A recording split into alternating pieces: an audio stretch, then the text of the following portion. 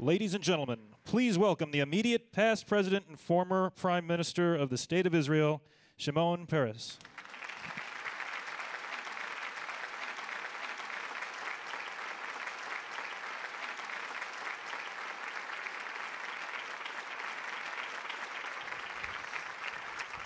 Thank you all very, very much for being here. It's a privilege and an honor to be on the stage with you, Mr. President. As you know, Chicago, the Jewish community, has had a long and multi-generational love affair with the State of Israel, a very strong connection, a very strong bond. To the extent that you're making one of your first stops post-presidency in Chicago is so meaningful to all of us here. So on behalf of a very grateful Chicago, welcome to Chicago.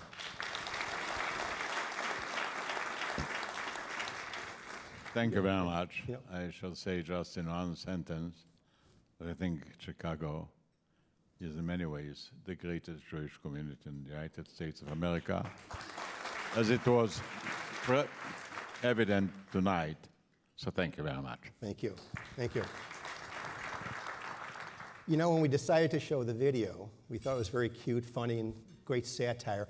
And I also understand your granddaughter was involved in producing and writing it. So congratulations to her on that. She forced me to become an actor. You'll return the favor someday, I'm sure. But there's also a very important message in it, and it's some irony as well, because you play an out-of-touch former president, and nothing could be further from the truth. You are possibly the most popular political figure in Israel, if not for worldwide Jewry. Not just for my parents' generation, but for my generation and my children's generation. So I'd like to start by talking about how have you maintained the relevancy and popularity for 66 years, and how does that play into great leadership? Well, permit me to correct, I wasn't popular for 66 years. Most of my life was controversial, because people thought I'm fantasizing, I'm a dreamer, I'm an optimist. And also they thought I'm too young, and they thought Ben-Gurion made a mistake by appointing me as the Director General of the Minister of Defense at the age of 28 or something like it. So he was criticized, I was criticized. But it took probably half a century, and people learned that the dreams were not a fantasy. Actually, when I look back today, I think our dreams were too small. The reality was better than the dreams. And probably that would change the mind of the people. Yeah, well, it's so great to dream, and of course, Hatikva is dream to hope. You know, if you want to be young, my proposal is very simple. Count the number of achievements you have in your life, and count the number of dreams you have in your heart. If you have more dreams than achievements, you are young. Right. That's very true.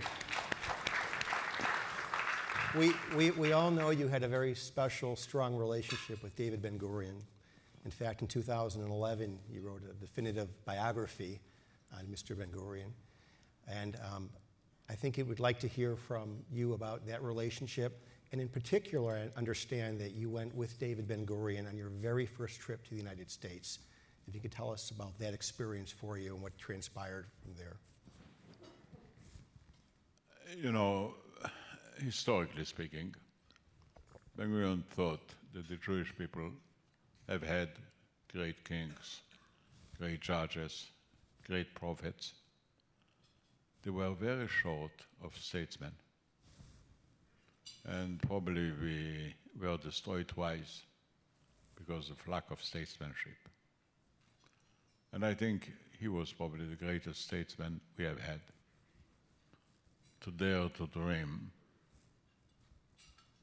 as strong and large and great as a man can, but then also to be a realist and consider what can be done and what cannot be done. And all his life, he devoted just to Israel. Without him, I don't believe the state of Israel would be founded. And for him, from the morning to the evening, the only agenda was how to build a Jewish state. One time he told me that he started to learn Hebrew when he was 3 years old. He says, "Why did you wait such a long time? You should start from the very first day." The man was a genius, an unbelievable memory. He commanded 8 languages. And he was organized, decisive, clear. And what I liked very much about him, he never lost his innocence. He was never a cynic, never a skeptic. He was honest to God. And he says the wisest thing in life is to have a moral code. Nothing is wiser than to be honest. And I knew that, for example, if you lie once, that's the end of your story. But if you will be reluctant to dare, it may also be the end of your life. So, and also, I mean, he provided miracles. There was no leader like him in history. He's the only leader that wasn't born in the country that he became president. He was born out of it. He's the only leader that didn't have the people to preside over. They should have been brought in. The only people that were attacked before we have had an army. The only people that were alone. And I remember those days, my God. You know, I was a member of a kibbutz. He was a shepherd, very happy. And all of a sudden he brought me to the headquarters of the Haganah. That was our illegal headquarters. Nobody knew what he's doing, what he should do. And when I came in, the secretary of the headquarters asked him, "Where do I sit?" He says, "I don't know." Asked him what I do, he says, "I don't know." Only Ben-Gurion, every time, took out a piece of paper and reminded me that we don't have ships, we don't have planes, we don't have rifles, we don't have this and that. Anyway, the secretary of the headquarters was a friend of mine. And he saw that I came in from a kibbutz, I don't have a chair, I don't have... So he says, "You know what, the chief of staff of the Haganah is sick. Why wouldn't you sit at his desk?" He says, "Why not?" So I went over, I sat at his desk, and opened to see what is there. And I found 2 envelopes without an address. So I thought, let's see what is the message.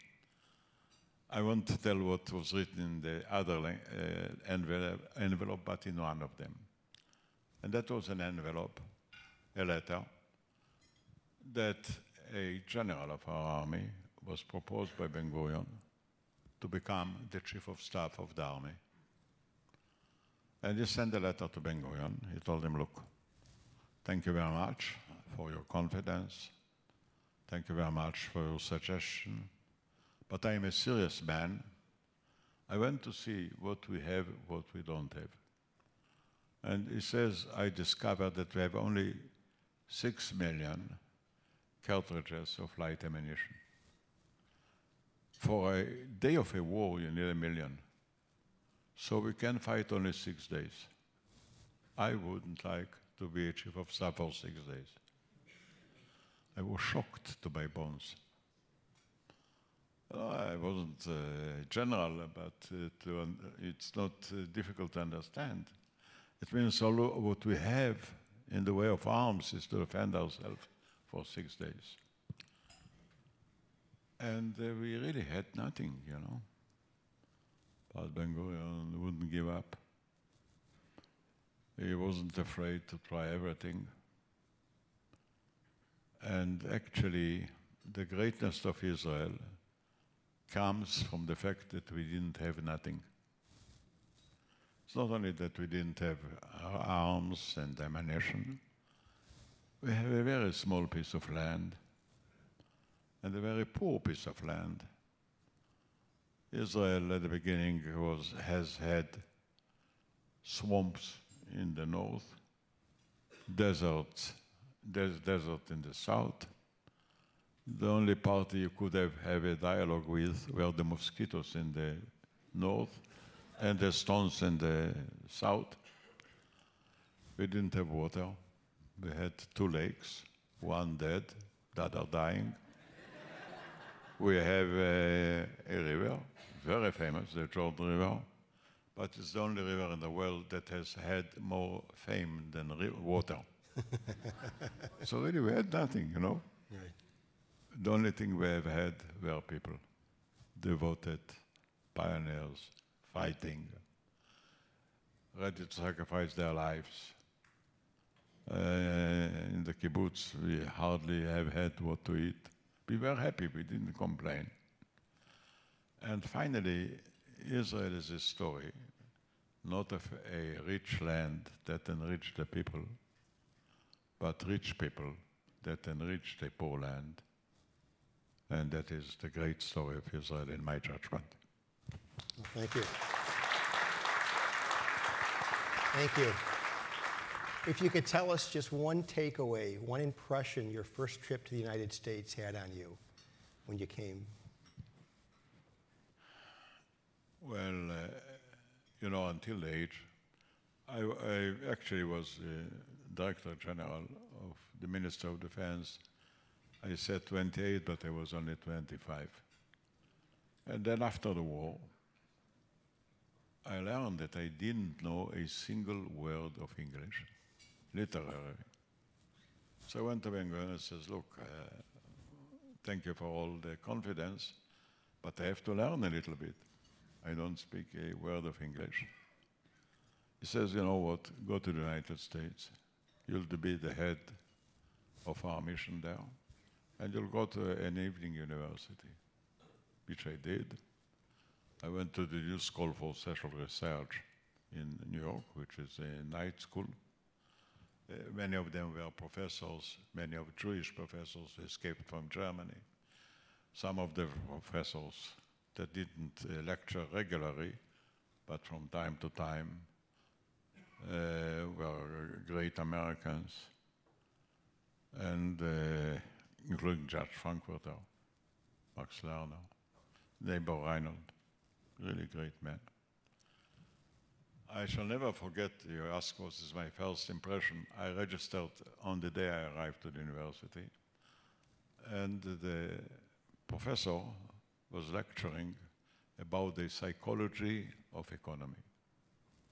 I didn't understand a word. I went back home, I took the dictionary to see what is psychology. Because in Hebrew we say psychologia. It begins with a P.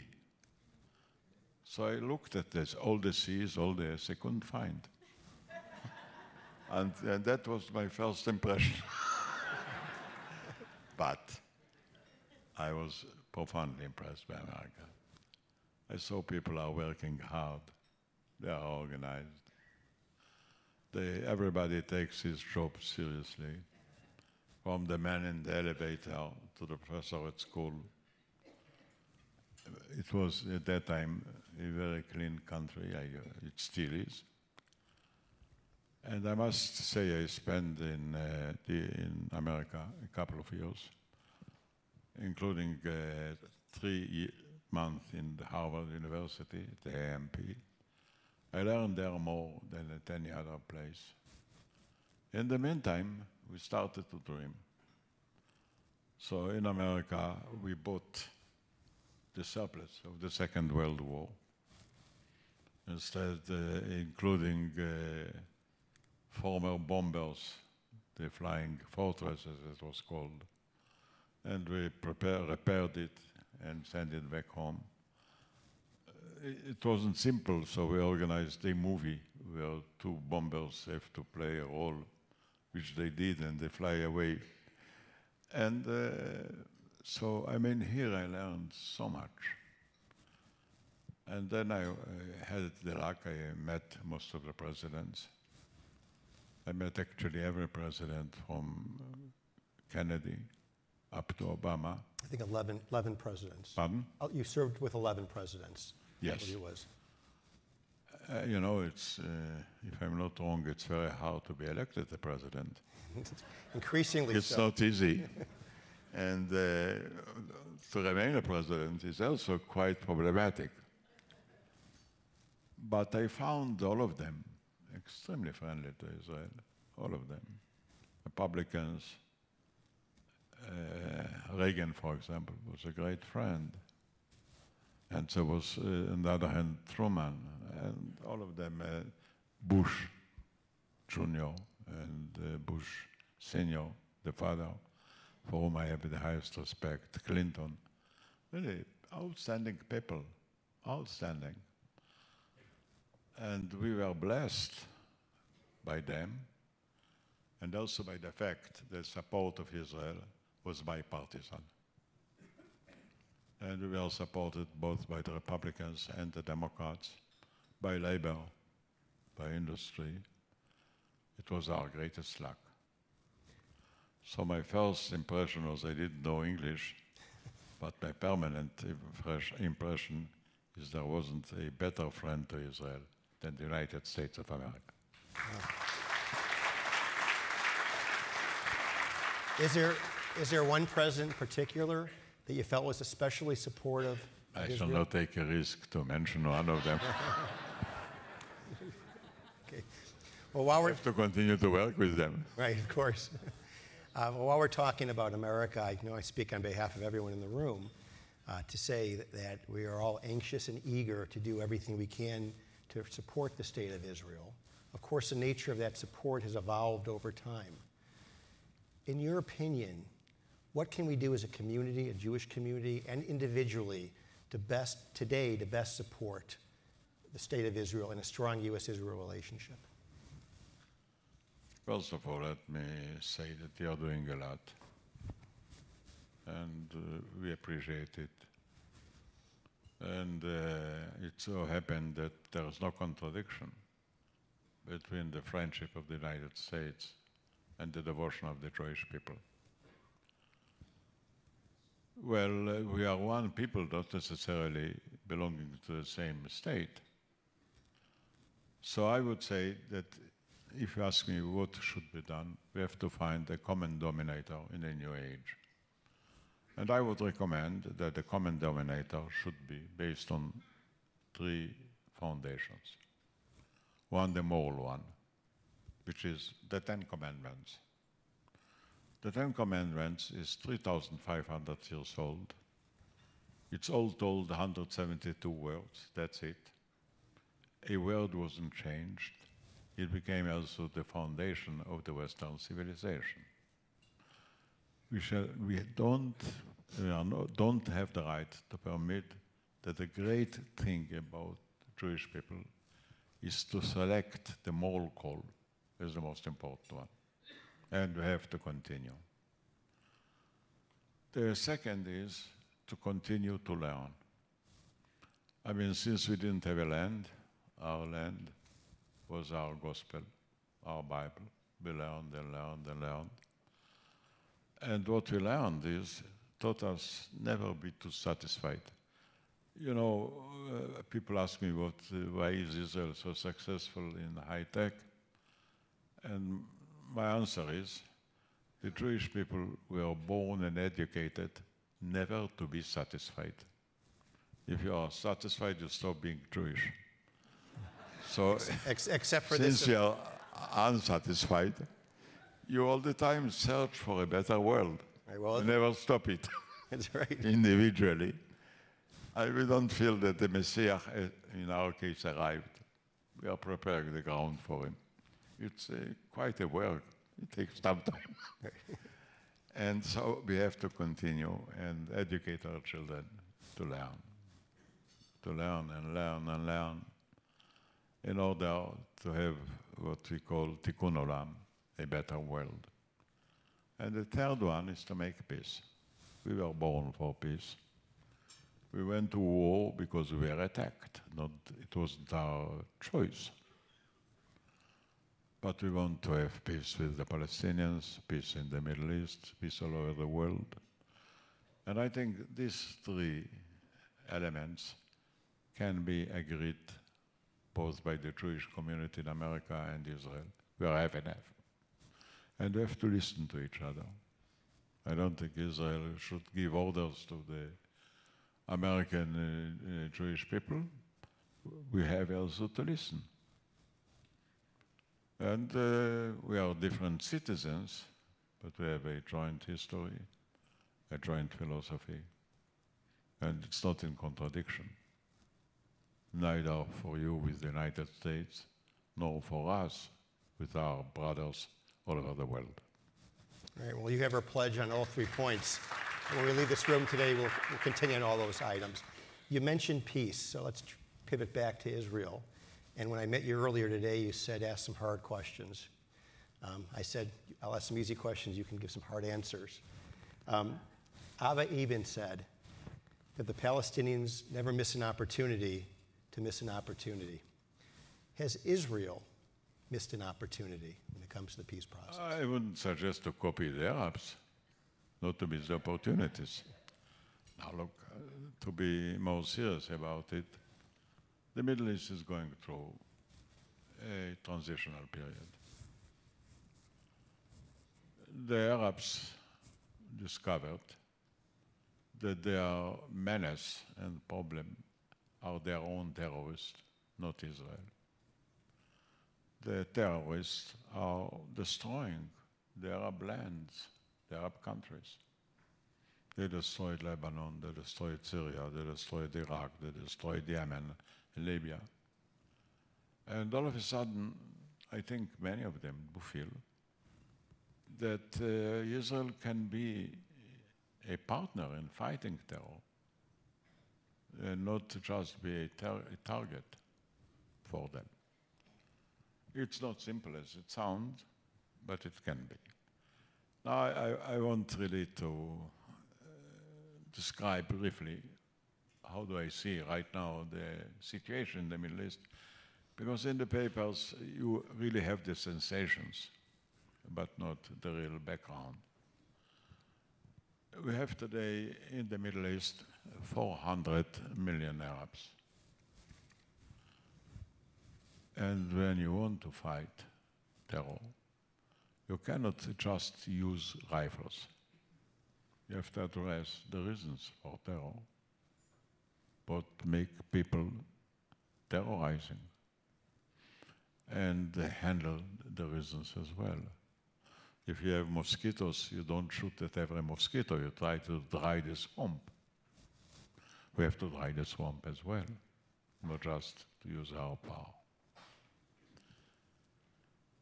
Now, the 400 million Arabs are in a very poor shape, economically and otherwise. You know, the population of the Arabs in the Middle East grew 5 times in the last 50 years. Nothing else was grown. And they lost, and they're losing water, and they're losing land, and they're producing more children and more poverty, and they're discriminating women. So say Egypt, where the women are discriminated, the World Bank just published statistics about Egypt, and they say, would they give equal rights to the women, the GNP of Egypt would grow by 34.6%. It's more all than foreign aid. And, but they have also an old guard, the Muslim Brothers. You know, Obama every time asks me, who is against democracy in the Middle East? My answer is the husbands. They don't want to give equal rights to their women in the name of Allah. And if you don't give equal rights to women, you discriminate the children. Because if the mother is uneducated, the children are becoming uneducated. And nowadays, if you're uneducated, you are really due to become unemployed and poor. You cannot be ignorant in modern age. And you know, the Muslim brothers, they are politicians. They won the elections, but they lost the people because they don't have a solution to the poverty of Egypt, say, or other countries. What is more hopeful is that the Arab people are a very young people. 60% of the Arab people are below the age of 25. Now the youngsters don't have the prejudices of the older, because most what they used to call the Arab Spring was run by women and men, by girls and boys. And so that's already one change, which is a key change. But also we live today not on the land, but on science. And most people, or many people in the world, they live in a new age with an old mind, unless the Egyptians or the Arabs will enter the world of science and technology. They won't save themselves.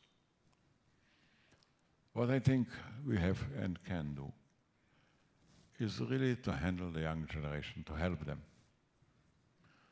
to learn what is an internet and what is a smartphone. 144 million of them have already smartphones. The Arab language is the 4th largest language on earth. English, then Chinese, then Spanish, then Arabic. But only 4.5% use the internet. So we want to bring in an Arab internet and have the young people enter it. We want to help them in many domains. For example, they lost, as I said, the Nile lost 10% of its water, and now the Ethiopians are building a dam that can take more water. And Egypt without the Nile is a dead country, and they even think to go to war. We send them a message, say, don't do it, don't go to war. Instead, we can help you to make from one Nile 3 Niles.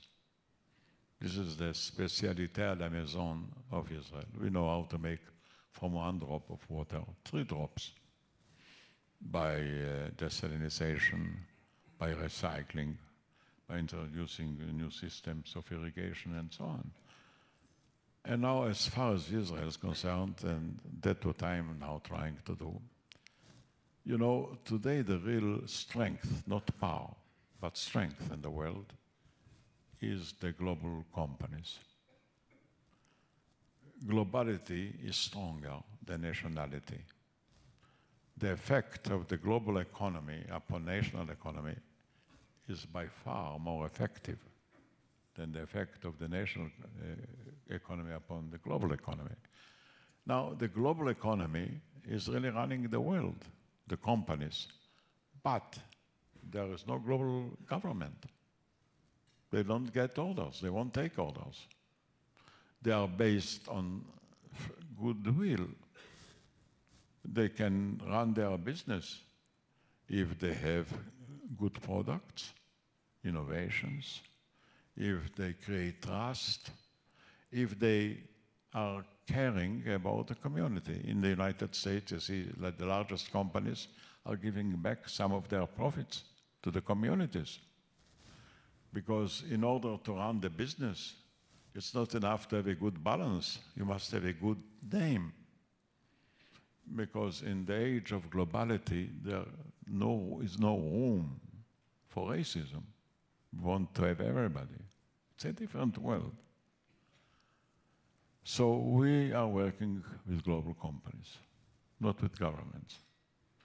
Because when governments are coming in, they call, they are suspicious, they have traditions. Global companies, they're open. And we are telling them, look, you too should be interested in preventing terror to destroy your business. And we don't suggest you'll buy rifles, but we suggest you will face the reasons what brings in terror. So we work with global companies. We have an institute which is called the Paris Institute. The response is very nice. In fact, governments have budgets, but they don't have money. Global companies have money, they don't need budgets. So they can really donate and participate, and many of them managers are educated people. And when a CEO, a lady or a man comes home, and the boy or the girl asks their father or mother, is it true that you're exploiting the poor people? Say, no. We want to help the community. We spare some money to give back to the community. So some already of the great companies are working with us.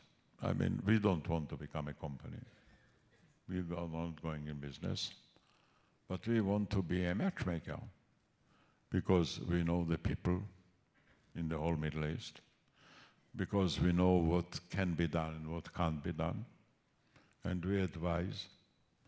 And again, I must say that the response we are having is very encouraging. And we're also being supported from Obama to Putin.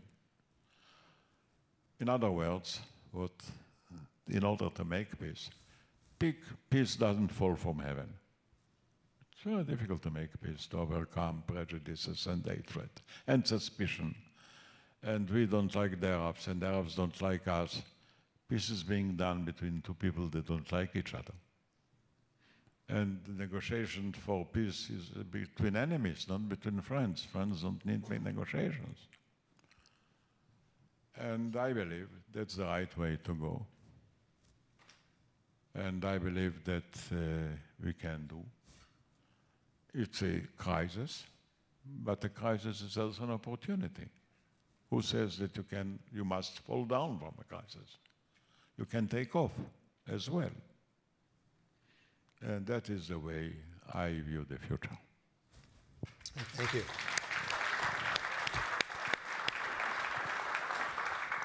Israel is more than a democracy. It's a beacon of light in the region. Israel has also been described as a miracle. As a miracle. Israel has been described as a miracle. My parents knew it as a miracle of a country that was built in the desert. My generation knew the miracle of the establishment of the greatest air force in the world. My kids know the miracle of Israel becoming the center of world technology. What miracle will my grandchildren know about Israel? I said three assumptions. Of all attractions in the world, to be powerful, to be rich, to be beautiful, whatever you want, I think the most important one is to prefer the moral choice, to be honest. And I believe what you can tell the children, your children, is look, first of all of them, I don't know them, but I assure you, they have a greater potential than they know, than their parents know, than their teachers know. And if I would have to write what democracy should be, not what it is, I would make two corrections, or two additions to the definition of democracy.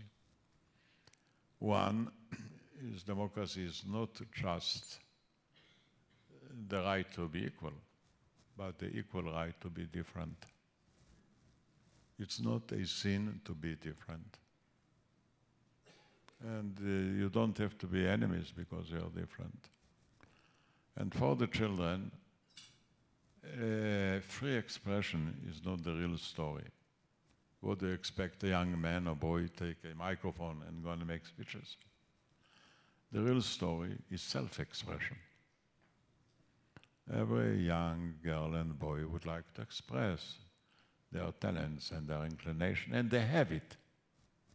And they should be permitted to do so, and then even encouraged.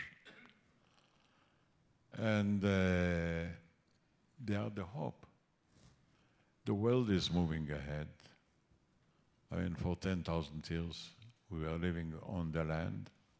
Now we are living on science. Land could have been conquered by armies, science not. Land could have been divided, science no. Land could have been controlled, science no. They live in a different environment, and you know, the more we are becoming scientific and technological, we discover that we are just at the beginning, that we didn't know how much we are ignorant. And the more we discover there are more things to be discovered. And I think they should be given a chance, really. Don't listen to your parents, don't listen to your teachers. Really try to work hard to build yourself, because every person can be small as his ego, but can also be great as the causes he serves. Let the children serve great causes, and the greatest cause is to serve other people. I think nowadays leaders, if they are wise, shouldn't try to rule. They have to try to serve. And I was for many years in the government, where I was part of the ruling party, and it was quite controversial. You know, I heard so many. Most of my time I devoted to handle frictions. Then I became president. I didn't have an administration. I didn't have frictions. But I could do more than a prime minister, because the very same person that would be reluctant to take an order from a government, ask him to volunteer, you'll be surprised. All of them, from a very early age. And let's build a better world. We can. And we have to begin with the children.